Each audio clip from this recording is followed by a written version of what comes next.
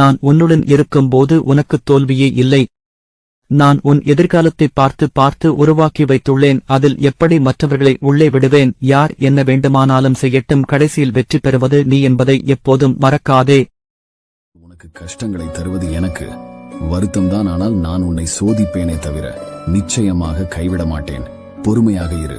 உன் வாழ்வில் தரமான அற்புதங்களை நான் நடத்துவேன். கவலை கொள்ளாதே, நான் இருக்கிறேன் துணையாக.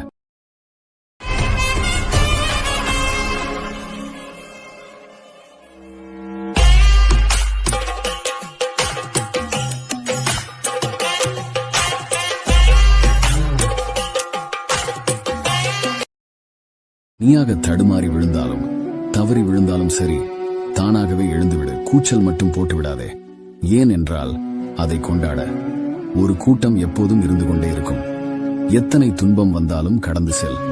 உன்னோடு இருப்பது உன் அப்பன் சிவன் என்பதை என்றும் மறவாதே.